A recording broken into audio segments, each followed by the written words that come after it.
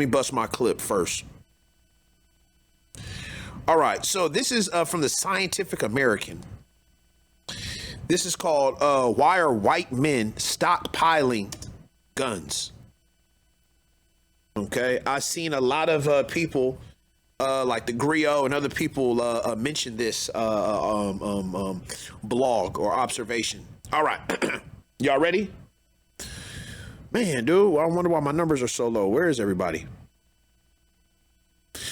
Look this clean, I'm a classic man. Yo, what's up, Miss May?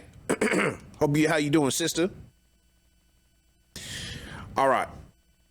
Research suggests it's largely because they're anxious about their ability to protect their families, insecure about their place in the job market, and beset by racial fears. Okay. All right.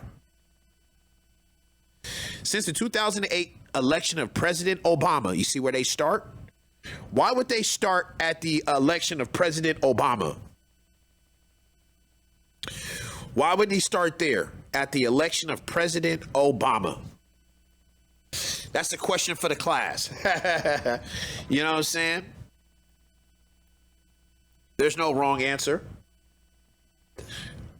He said, when was Columbine? Columbine was before, it was when I was in college, so it was around like the year 2000. It was like 99, 2000.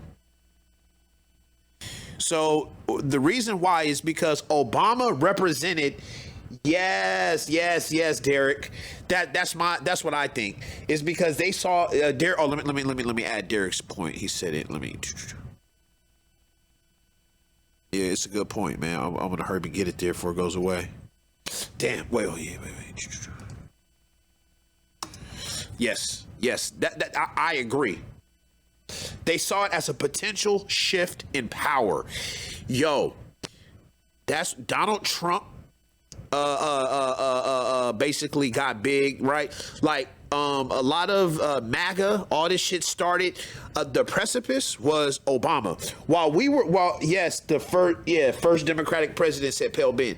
Yeah, while we were celebrating Barack Obama and our kids was proud and we was happy, there was a lot of people who was absolutely mad, racist, and started stockpiling guns because like Derek said, it felt like it was a shift.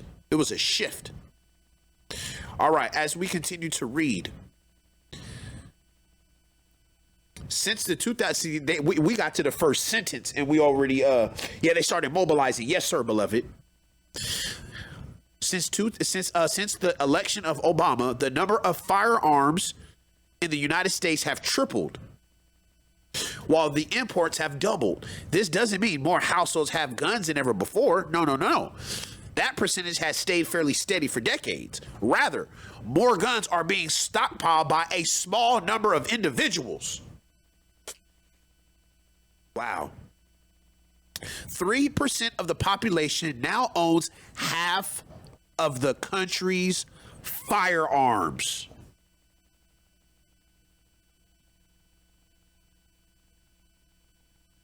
Shit. 3% of the population now owns half of the country's firearms. That don't even sound right. It really does not. Says a recent definitive study by Harvard University. So, who is buying all these goddamn guns and why? The short, broad, what the hell is that? Okay. The short, broad brush answer to the first part is that it's men. It's men who on average possess almost twice the number of guns than female owners. Only twice? Shout out to KRS. What's up, Ron? I haven't seen you in a minute, Ron. What's up, brother? The American citizen is most likely, but not all men. Some groups of men are much more avid gun consumers than others. See, like me, like I just got one gun. Like that's all I got. That's all I got. You know what I mean? I'm not a gun freak. Dog. You feel me? I got a little, you know what I'm saying? I got a little, you know what I'm saying, handgun. That's about it. It's not like I got an AR-15, you know what I'm saying? This, that, you know? The American citizen most likely to own a gun is a white male, but not just any so-called white guy. According to a growing number of scientific studies, guys. So if any of these people start calling me racist from what I'm just reading scientific studies, you know what I'm saying? You got a problem with what I'm saying? You got a problem with, nigga, the studies. The kind of man who stockpiles weapons or applies for a concealed carry license meets a very specific profile. Can you guys guess what that profile is? Can you guess what that profile is? So what I'm saying is, what kind of guy stockpiles weapons and wants to have a concealed carry license? Let me get my inhaler. Hold on. It's not genetic. There's no gun gene. It's social. Okay. Might be true.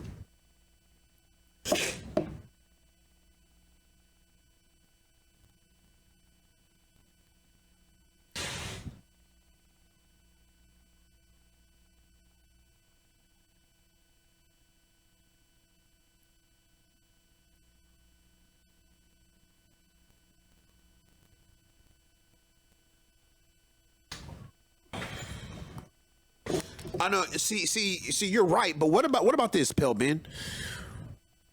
What if the European phenotype is a genetically recessive trait, which I believe it is? White people are disproportionately socialized into being gun freaks. Amir, close the door. Sorry, thank you. Yes, no, yeah, I totally agree with you, bro. I totally agree with you in terms of they're socialized, absolutely. But what I'm saying also is okay. So I was just saying, close the door. I love you, son. Thank you, man. You being silly. He goes, white male 40. Oh, yes, thank you. Yes, that's the profile, brother. Yes. So white male 40 to 50, conservative, Republican, Christian. Yes. That's the profile. These are men who are anxious about their ability to protect their families, insecure about their place in the job market, and beset by racial fears. What does beset mean? Threatened. They feel threatened by race. You see, so if you're genetically if you have genetically recessive traits, right? Perhaps a gun is a tool that you may need, you know what I'm saying, to ensure your genetic survival. They tend to be less educated. Oh, we forgot about that. They tend to be less educated. For the most part, they don't appear to be religious. And suggests one study, faith seems to reduce their attachment to guns. In fact, stockpiling guns seems to be a symptom of a much deeper crisis in meaning of purpose in their lives. Taken together, these studies describe a population that is struggling to find a new story, one in which they are once again the heroes. So it's like a hero culture in terms of, you know what I'm saying, what's going on. Whiteness isn't real. That's right, it's not. But their genetic traits are pale skin, and blue eyes and stringy hair. Those are genetic recessive traits, though. You know what I'm saying? Blue eyes, the whole Aryan thing, that whole Aryan look. That's all genetic recessive shit. All right. Whatever happened to hard work? When Northland College sociologist Angela Stroud studied application for license of a carry concealed firearms. What is a carry concealed firearms? What does that mean? That you have, it is legal for you to, walk around with a gun tucked away. Right? I'm assuming that's what it means, right? Carry concealed firearms, which exploded after President Obama was elected. Why did these Europeans feel the need to buy more guns? That shit is wild, dog. She found that applicants were overwhelmingly dominated by so-called white men. In interviews, they told her they wanted to protect themselves and the people they love. So they saw President Obama as a threat to them personally. Personally. Not a vague, abstract sort of, you know what I'm saying? Threat. Like, you know, they say Donald Trump is a threat to our democracy. Nigga, a democracy, nigga, that's a vague sort of esoteric concept, nigga. You know what I'm saying? Them niggas know they want a gun to protect their families. I guess they thought Obama was gonna jump through their window and come rape their daughters or something.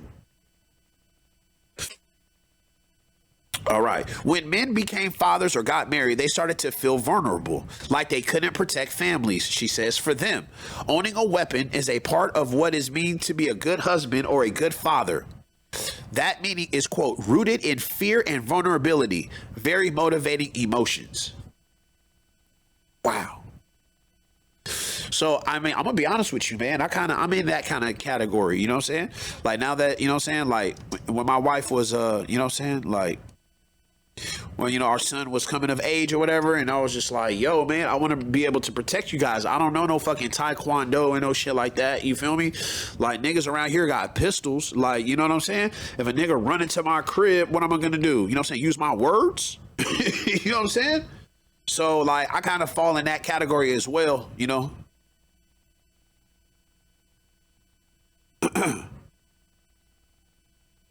Even when you go away. Even when you go away. She also discovered another motivation, racial anxiety. A lot of people talked about how important Obama was to get a concealed carry license. He's for free health care. He's for welfare, they were asking. Whatever happened to hard work? Obama's presidency, they feared, would empower minorities to threaten their property and families. What? Wait, what? You guys, you see, yo, this is very educational for us. They see our progress as, what's it, antithetical? Is that the word? To their survival. Right?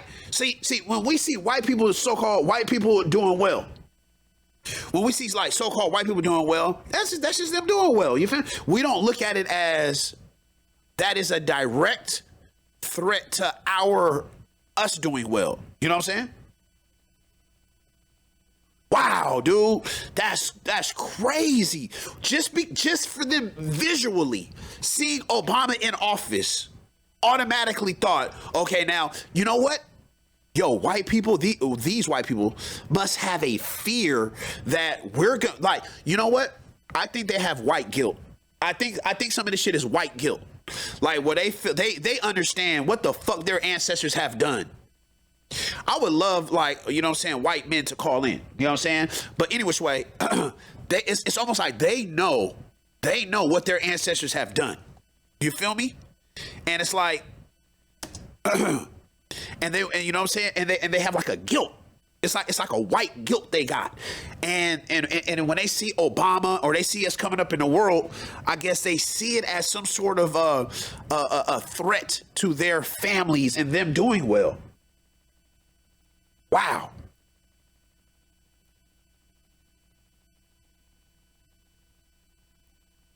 All right. Let's see as we continue. I just want to read that one more time.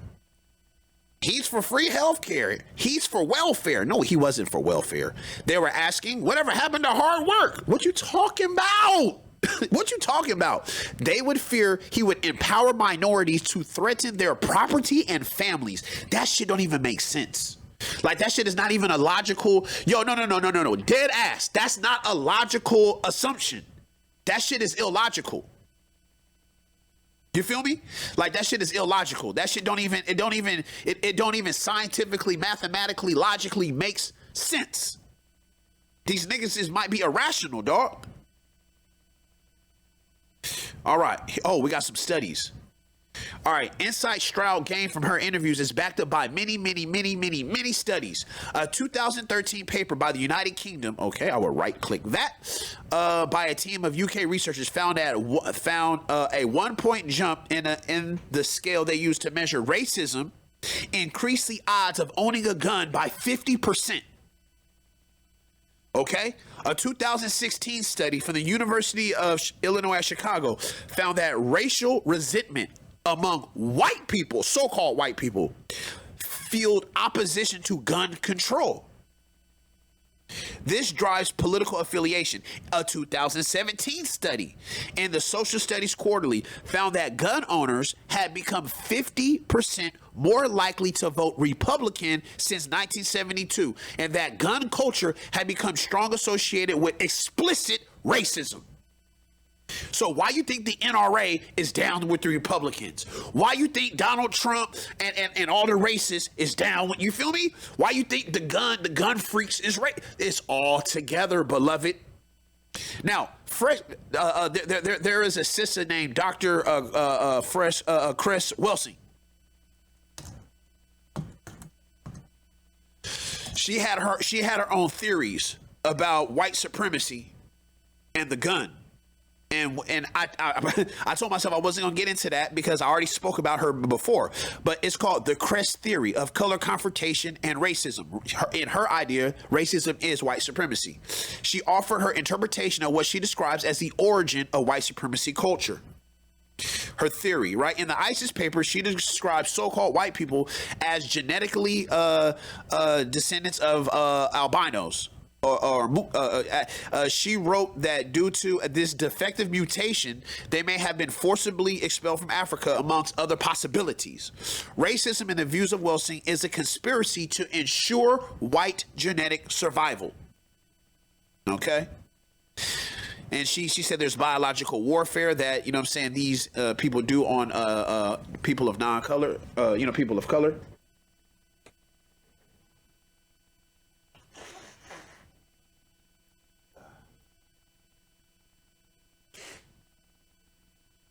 Wilson created a definition of racism in which her theory of non-white genocide globally. She referred to racism and white supremacy synonymously. Her definition was racism, white supremacy is the local and global power system dynamic structured and maintained by those who classify themselves as so-called white, whether consciously or subconsciously determined. This system consists of patterns. Oh my God, great. She's an unbelievable. Consists of patterns of perception, logic, symbol formation, thought, speech, action, and emotion response as conducted simultaneously in all areas of people activity, such as economics, education, entertainment, labor, law, politics, religion, sex, and war. God damn. This system was not playing. She passed away. Rest in peace to her. The ultimate purpose of the system is to ensure white genetic survival and to prevent white genetic annihilation on Earth. A planet, and when these Europeans start talking about the Great Replacement theory, it seems like she's right? It seems like they're saying the same thing. A planet in which overwhelmingly majority of people are classified as non-white. All of the non-white people are genetically dominant in terms of skin coloration compared to the genetic recessive white-skinned people, end quote. Wilson was against white supremacy and what she saw as the emasculation of black men. Wow. So yeah, this sister, she had a theory, and she also talked about how the gun was synonymous with the phallic symbol. You know what I'm saying? Yeah. Let me add that, brother. That the gun was a phallic symbol. You know what I'm saying? And that's one of the reasons why these, you know what I'm saying, these the so-called white men love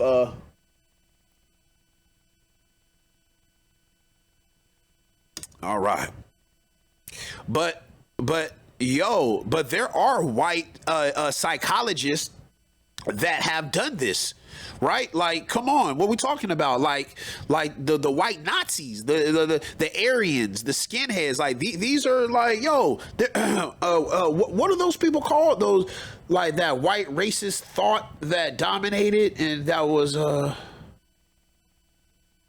eugenics, the eugenics movement. You know what I'm saying? Like, this shit is more than just yo, there's something to her theory, in my opinion. Let's just say that. There's something to it. All right. As we continue. So, wow, we got 3 different studies, y'all. So, a 2013 paper said it was a 1-point jump in racism and gun ownership. 2016 University of Chicago found that racial resentment fueled white gun control. You know what I'm saying? Whatever.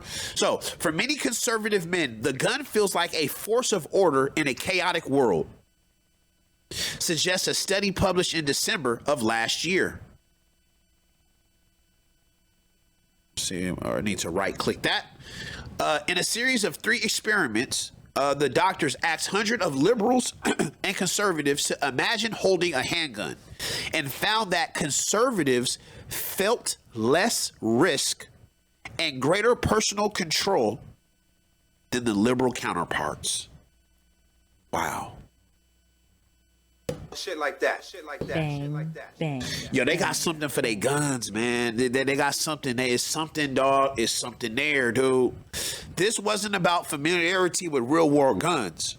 Gun ownership and experience did not affect results. Instead, conservative attachment to guns was based entirely on ideology and emotions. And so also they're saying it's a hero complex that's out there. Yes, City. He said, do they needed guns to feel like men? This is fascinating. Fucking fascinating. Where is everybody? I don't know, man. Dude, anyway, I'm glad you guys are here. That's an insight echoed by another study published last year. Baylor University, Paul, and these people created a gun empowerment scale designed to measure how a nationally representative sample of almost 600 owners felt about their weapons. Their study, let me right click that, found that people at the highest level of the scale, the ones who felt most emotionally and morally attached to their guns, was 78% white and 65% male. So scientifically, over and over again, the European American male, and then you throw in conservative, they have a love relationship with their guns. I love my guns. They love their guns more than people. Real shit.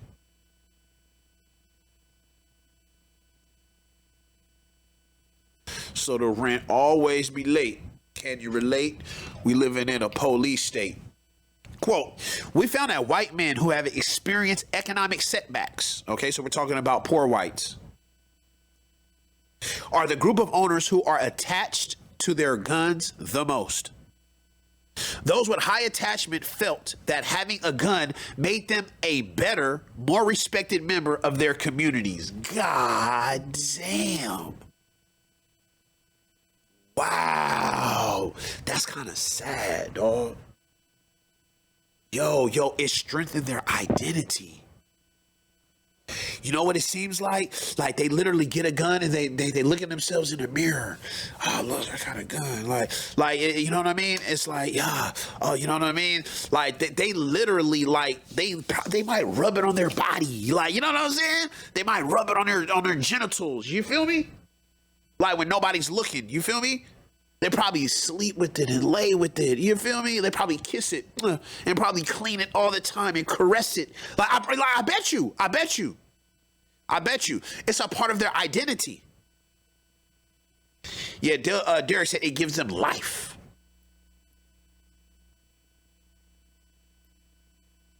Wow.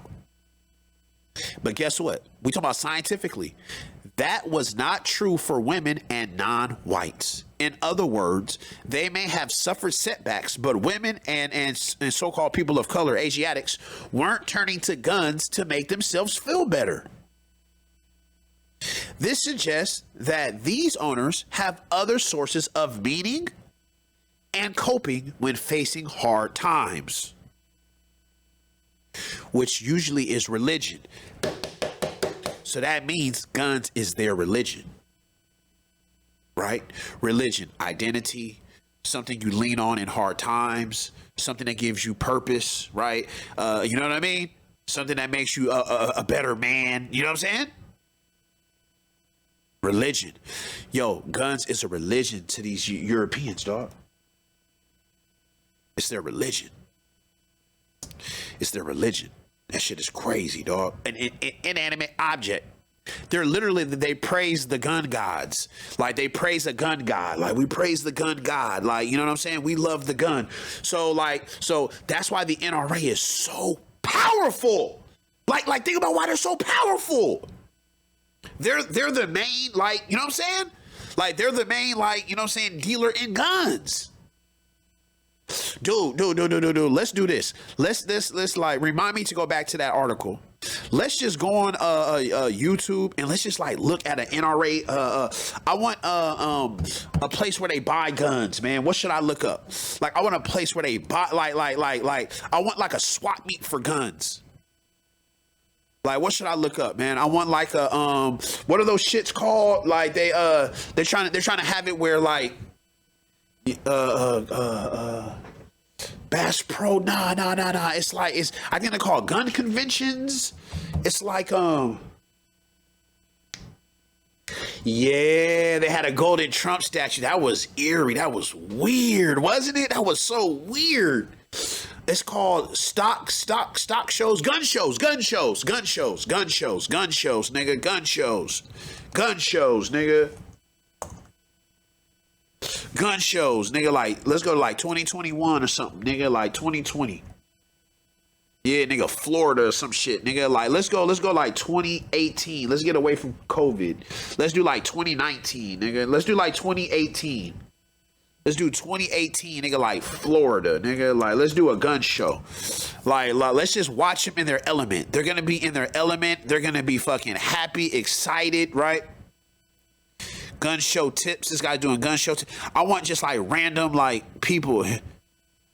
This is 10 things you should never do at a gun show. Okay, let's just watch this one for whatever it's worth. It said God, family, guns. That's yo. This shit is fucking crazy. Look, here go the ladies there. God, family, guns, guys. Yo, these guys are. It's their identity, dog.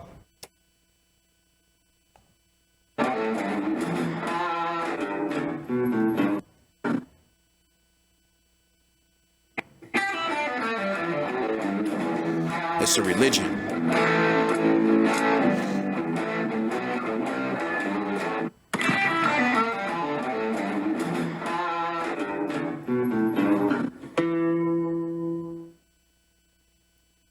It seems like lately gun shows are kind of making a comeback, and I'm glad to see it. I used to love going to gun shows, but they have. He said he loved going to gun shows. I want to see gun shows. 2 years. And as they seem to be making a very positive comeback, I think it's very important as the consumers of those gun shows that we set the precedents on how these should move forward. So what we're going to take a look at is we're going to take a look at the top 10 things you should never do at a gun show. Number 1, buy non-gun related stuff. I've been to gun shows that have had upwards of 80% non-gun related tables selling windows for. I think they said they have a 20. There we go. I want to hear it. I want to feel it. Oh, it's a brother. We are at another show. This is our first show of 2022. So hopefully, what are the odds? What are the fucking odds? Going down and stuff. But remember to let me know if there's anything you want to hear for a giveaway. So if you see what are the odds that we found a brother? All right, let's see.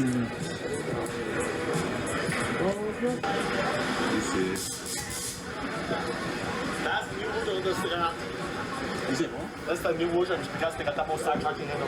Yo, dude.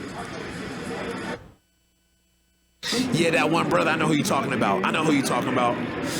Yeah, they put them in, everywhere.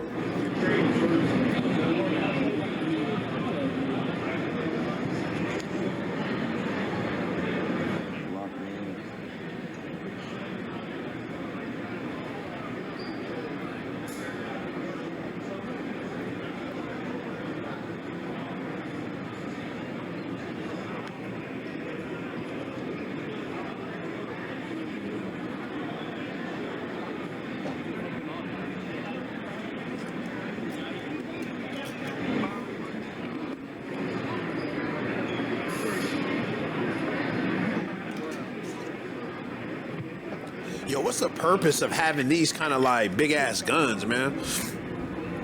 I just want to see like the people walking by and stuff. You know what I'm saying? There we go. Nigga, gun shows, dog. Gun shows. All right, anyway.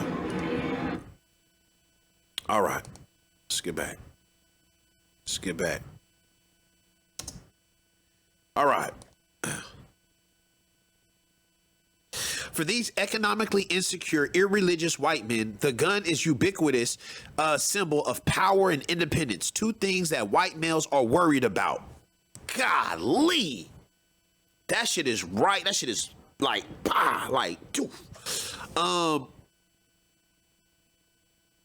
guns therefore provide a way to regain their masculinity, which they perceive has been eroded by the increasing economic impotency.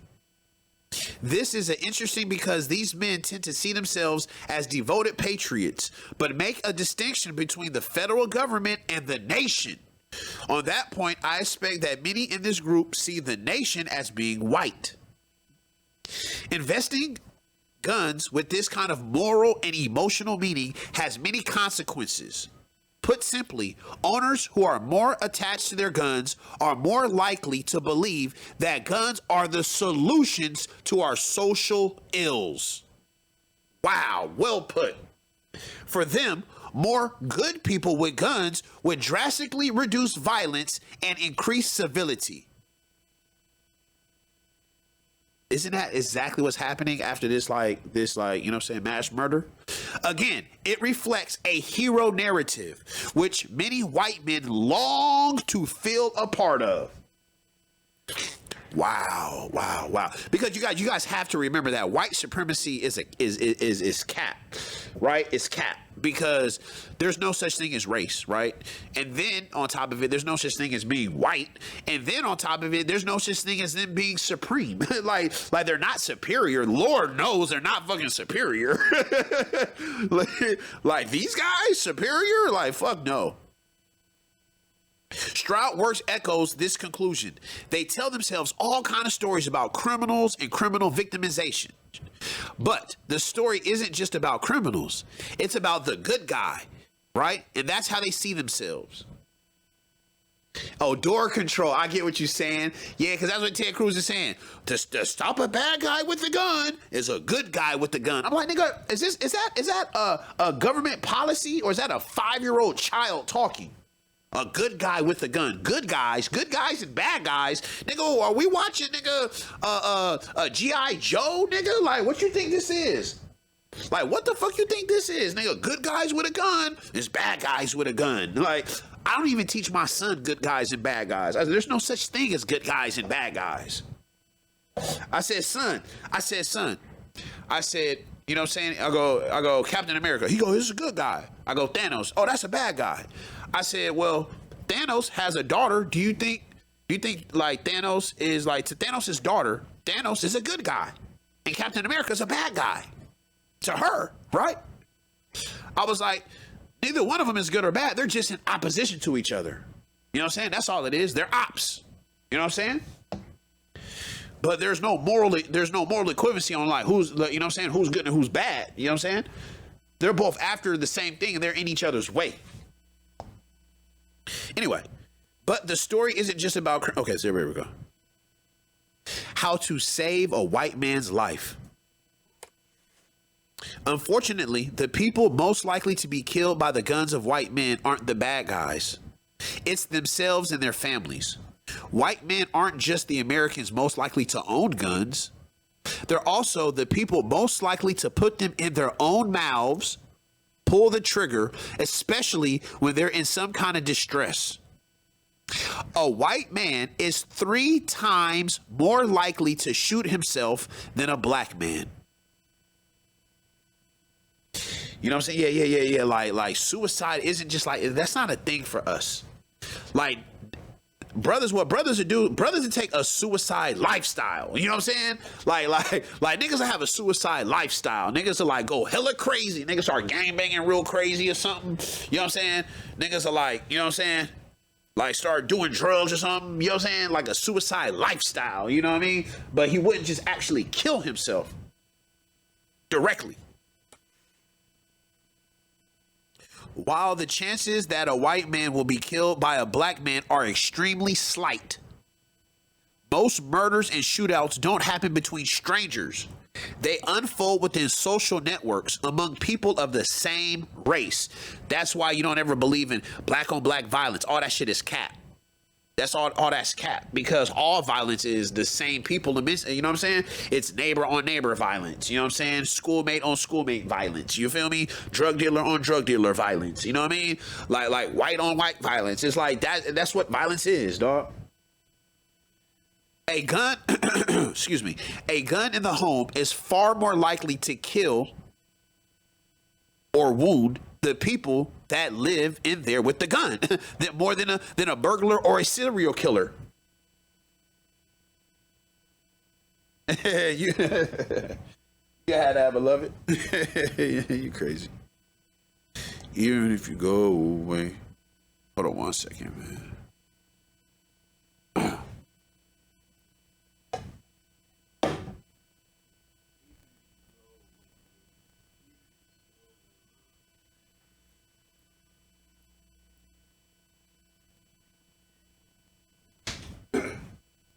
Want the rest of that bean pie?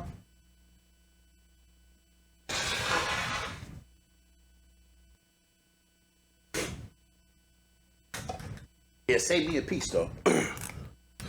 What's up? My guy Tulu just walked in the building. Did I say hi to you, real lady? I'm not sure if I haven't, man. What's up, real lady? All right. Most of the time, according to every single study that's ever been done about interpersonal gun violence, the dead and the wounded know the people who shot them. A gun in the home makes it 5 times more likely that a woman will be shot by her husband. Shit. Every week in America, 136 children and teenagers are shot. More often than not, it's by a sibling, a friend, a parent, a relative who holds the gun. For every homicide deemed justified by the police, guns are used in 78 suicides. As a new study shows us, restrictive gun laws don't prevent white men from defending themselves and their families. Instead, those laws stop them from shooting themselves and each other.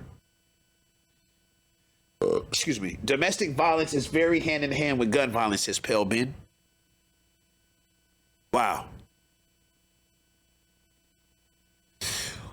Man, that's he goes, and that many other studies suggest that restricting the flow of guns and ammunition would certainly save lives, but no law can address the absence of meaning and purpose that many white men appear to feel. So you know what? We never have that conversation as like white men lacking. Like we don't like that's usually not a conversation, right? Like you know, them being vulnerable or them being slighted or them needing social services, right? Or them needing, you know what I'm saying? Like that's not like that's not a thing that we do in this country. You know what I'm saying? But like, yeah, like, you know, a lot of the Europeans, like, you know, they, especially like in middle America, like in the place in Trump country, they feel, you know what I'm saying? They feel very insecure, dude. Like, you know what I'm saying? Their money is low. You know what I'm saying? Their culture is not cracking. So they want to do the culture wars and shit. Anyway, it says, but there's no law that can address the absence of meaning and purpose that many white men appear to feel, which they might be able to gain through social connection to people who have never expected to have economic security and power that white men once enjoyed. Ridicule of the working class so-called white people is not helpful, says Angela. We need to push the good guys to have a deeper connection to other people. Popcorn? Should be, it's in there, son. Look. All right, guys, hold on 1 second.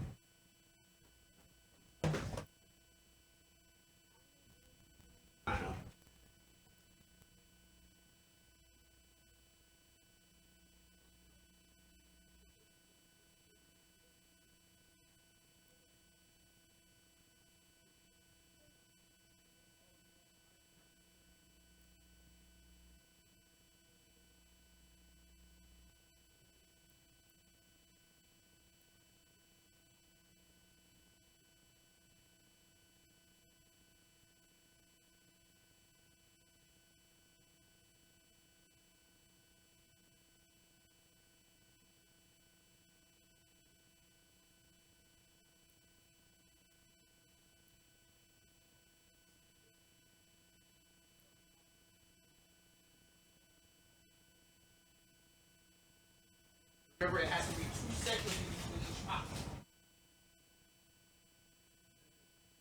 All right, I gotta get to work. Love you. Oh, too.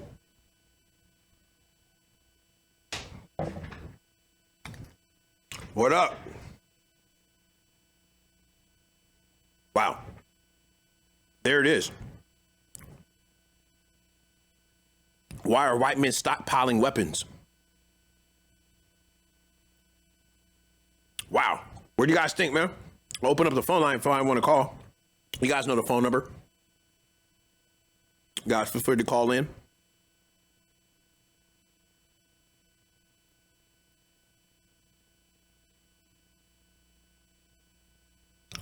Here's another one that I wanted to read. It says, firearms and the phallus, using guns to reclaim masculinity.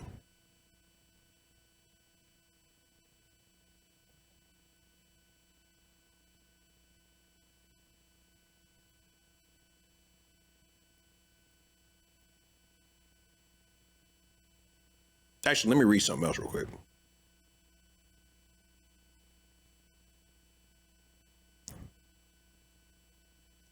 White men and their guns.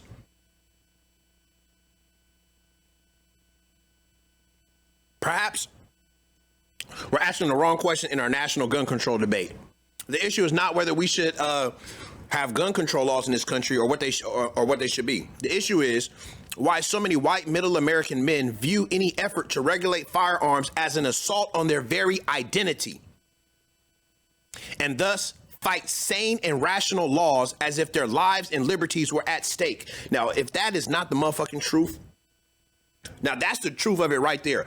For us to pass any common sense gun laws, these fucking gun freaks feel like we're coming after their very identity, dog.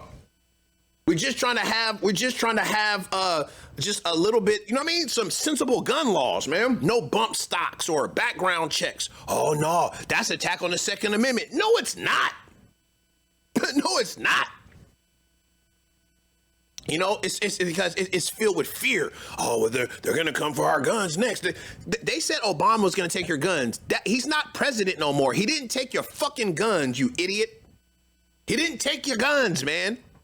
Didn't they say that? They said Obama's going to take your guns. Didn't they say that? I swear to God, they said that.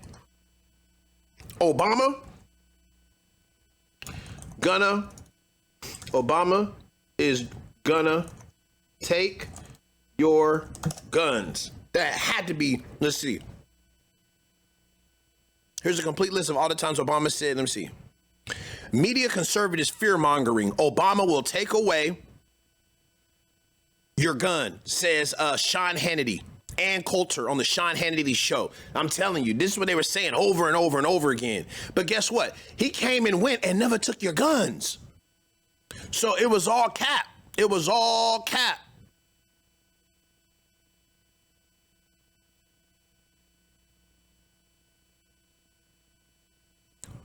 And the answer, let me say, may have less to do with guns themselves and with the diminishing status of white men in America over the last few decades. See, the problem is the white male identity is so fragile right now, right? Like right now, he's so like he's not doing well economically, right? He feels that America is slipping from him. That is the reason why he's clutching onto his guns much further, right? According to data from Pew Research, let me right click that.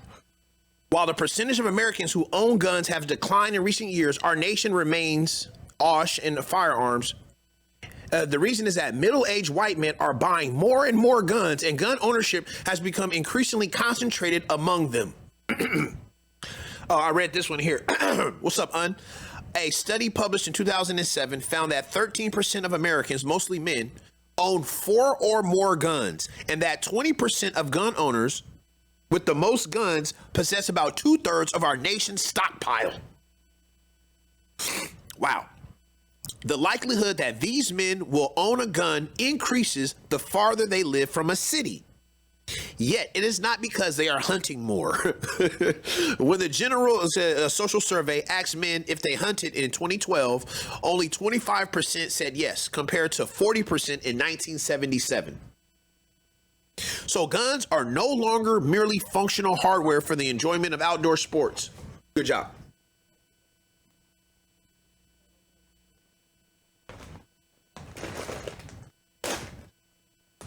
Thanks. Welcome.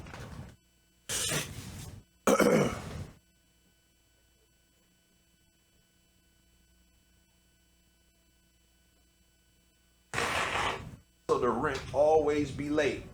And you relate? We living in a police state. My son loves that stuff. Every time he comes over to the studio, Dad, can I have some popcorn? All right.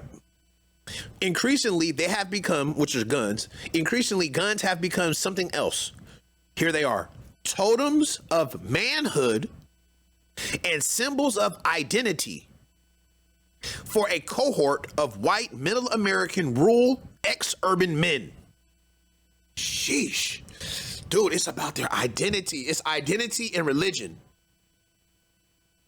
Now, it's not to say that, you know what I mean? You know what I mean? Like, oh, aren't some black people gun freaks? Yeah, man. It's like, I got a homie. That nigga's a gun freak. That nigga's a gun freak. That nigga, he got like, my nigga got like, all legal. He got like, maybe like at least 6 guns. And hella bullets. That nigga got hella bullets. And you know what I'm saying? But nah, he not a gun freak. He not a gun freak. He feel like the AR-15 needs to be banned. You know what I'm saying? He's just a responsible gun owner. But the nigga own a lot of guns. Glock guns give men confidence to live your life. Oh, see, that's another thing. Hey, you know what we need to talk about? We need to talk about like the niggas in the hood. The niggas in the hood.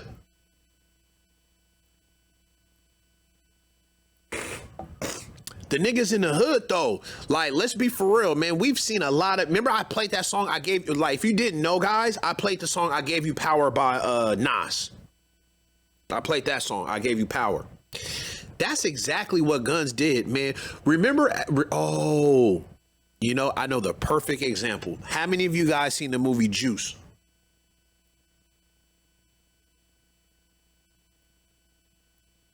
That's all I gotta say. I think you know what happened. Somebody went crazy when they got their first gun. Who went crazy? My nigga Pac, my nigga Bishop. My nigga Bishop went crazy when he held his first gun. Matter of fact, some people say that character actually changed Tupac forever. They said Tupac actually never left the Bishop character. Tupac the man, you know what I'm saying? Like, never left that character and maintained that character for the rest of his, you know what I'm saying, natural life until he passed away.